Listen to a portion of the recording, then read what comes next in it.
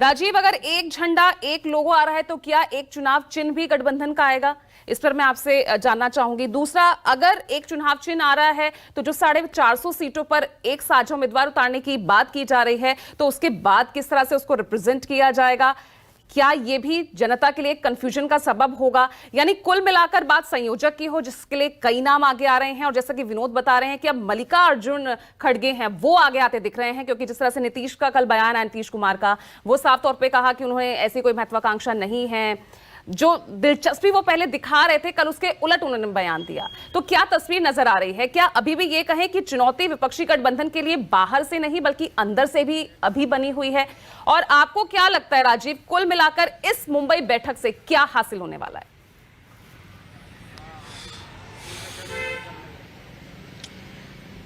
एक साथ कई सवाल पूछ दिए पूजा आपने, और मैं सिलसिलेवार तरीके से बताने की कोशिश करता हूं। पहली बात तो ये कि तकनीकी और सियासी तौर पर एक चुनाव चिन्ह लेकर के पार्टियां इस चुनाव में नहीं जा सकती। उसके सियासी वजह भी है, तकनीकी वजह भी है। और कोई भी पार्टी, एक बार ऐसा हुआ था जब पार्टी भारतीय जनता पार्टी जो आज है, वो जब भारतीय जनसंघ थी उसने तिरोहित कर दिया था अपनी पार्टी और बहुत सारी पार्टियां जनता पार्टी में। उसका अनुभव भारत के सियासतदानों को अच्छा नहीं रहा। तो मुझे नहीं लगता कि ऐसा होगा। तब तो एक मर्जर होकर एक पार्टी भी बनाई जा सकती थी, लेकिन ऐसा नहीं होगा कि एक चुनाव चिन्ह हो। हाँ, झंडा और लोगो एक होगा और उसी का इस्तेमाल ज्यादातर जो मंच होंगे, ज्यादातर जो रैलियां होंगी, ज्यादातर जो जनसभाएं होंगी, उसमें पार्टी जो जहां की स्टेट की है, उन पार्टी के झंडे के साथ वो इंडिया का झंडा होगा। और इंडिया के झंडे, अब अपनी पार्टी के झंडे के साथ जो पार्टी इंडिया का झंडा लगाएगी, उसे ये माना जाएगा कि वो विपक्षी गठबंधन में और मोदी सरकार और प्रधानमंत्री मोदी और बीजेपी के खिलाफ वो चुनाव मैदान में है। देखिए, इंडिया के नेताओं की पूरी कोशिश सिर्फ एक है कि इस चुनाव को दो ध्रुवीय किया जाए, बाईपोलर किया जाए। एक तरफ प्रधानमंत्री नरेंद्र मोदी और उनका एनडीए हो और दूसरी तरफ इंडिया हो।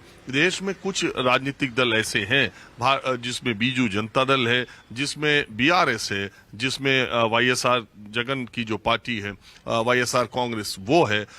इस तरह की पार्टियां हैं, बीएसपी है और असदुद्दीन ओवैसी। 5 प्रमुख पार्टियां अगर आप देखें तो दिखाई देती हैं कि वो उनका स्टैंड बिल्कुल क्लियर है, क्योंकि वो कांग्रेस और बीजेपी से इक्वी डिस्टेंस रखना चाहती हैं। लेकिन मायावती के बारे में कोई कुछ इसलिए भी नहीं कह सकता कि वो हमेशा अंतिम समय में फैसले करती हैं और पूरे समय वो जोड़ तोड़ में ही रहती हैं। तो अभी उनके बारे में ये कह देना कि वो किधर जाएंगी किधर नहीं जाएंगी, ये कहना बड़ा मुश्किल है। अभी जो आपने बात कही कि इंडिया के भीतर से जो बातें आ रही हैं, देखिए, इस बात पर सारे लोग एकमत हैं कि देश में जो दलित मतदाताओं का अनुपात है 22%, 22%, चूंकि एक बड़ा माना जाता है, तो उसमें मल्लिकार्जुन खड़गे इंडिया के नेताओं में अकेले ऐसे दलित चेहरे के तौर पर और बड़ा चेहरा, बड़े नेता के तौर पर, राज्यसभा में भी नेता हैं, लोकसभा में भी नेता रहे हैं, पार्टी के सबसे बड़ी विपक्षी पार्टी के राष्ट्रीय अध्यक्ष है।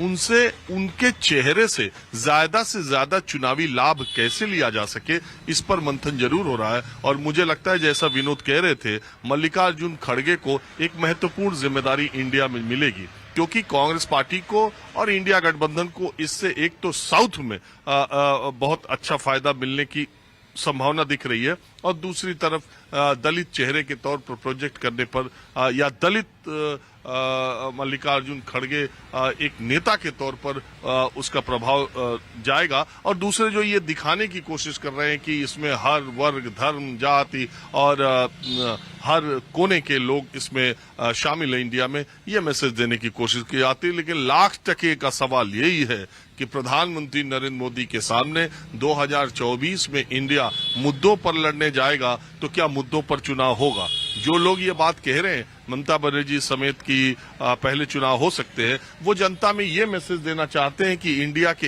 एक होने से प्रधानमंत्री हड़बड़ाहट में है और वो जल्दी चुनाव करा सकते हैं। अब आप ही बताइए, इस देश में जो सियासत का ककहरा भी नहीं जानता होगा, उसे भी मालूम है कि जनवरी में जब राम जन्मभूमि का उद्घाटन होना है, 1 हफ्ते कार्यक्रम चलना है, प्रधानमंत्री वहां जाएंगे, तो दिसंबर में चुनाव हो सकता है क्या? जो मेन मामला है, जो पूरा अनुष्ठान जिस पर चुनाव केंद्रित है, वो तो जनवरी में होना है, तो उससे पहले चुनाव की आशंका सियासी तौर पर जाहिर की जाए, मुझे नहीं लगता कि दिसंबर में चुनाव होगा।